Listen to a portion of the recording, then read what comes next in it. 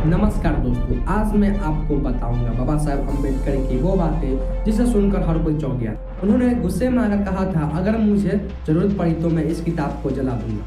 सरल बात है कि आप लोगों के मन में कोई ना कोई का सवाल उठ ही होगा, जैसे कौन सी किताब थी, क्या वो संविधान था, सच क्या था, क्या वो अपने देश से नाराज थे।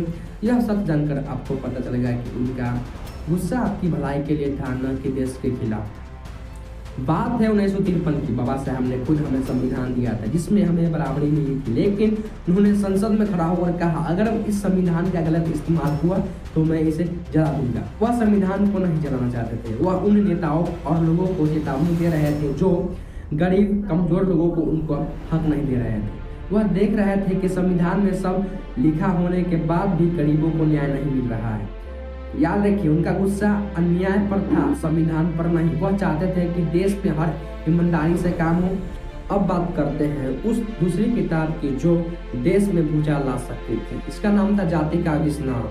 चलिए सरल शब्दों में समझते। बाबा साहब ने यह किताब जातिवाद को पूरी तरह से खत्म करने के लिए लिखा था। उन्होंने साफ साफ कहा था कि जब तक हम पुरानी परंपराओं को नहीं छोड़ेंगे तब तक हम आगे नहीं बढ़ सकते हैं।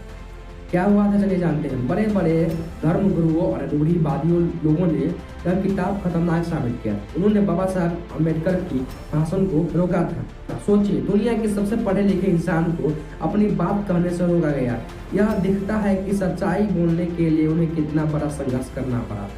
तो दोस्तों, बाबा साहब अम्बेडकर का गुस्सा उनका दर्द था। जब कोई गरीब का हक छीनता था तो उन्हें गुस्सा आता था। उन्होंने जो कुछ भी बोला वह देश को तोड़ने के लिए नहीं, बल्कि देश को सही राह पर में नहीं, बल्कि हमें उनके अपने हक के लिए लड़ने वाले बहादुर इंसान के रूप में याद रखना चाहिए। यह सवाल आपके लिए है, अगर आज बाबा साहब अम्बेडकर होते तो उन्हें किस बात पर गुस्सा आता? कमेंट करके बताइए और इस वीडियो को शेयर करें ताकि सभी को उनकी सच्चाई के बारे में पता चले। इसी तरह की वीडियो को देखने के लिए इस चैनल को सब्सक्राइब करें। तब तक के लिए जय हिंद।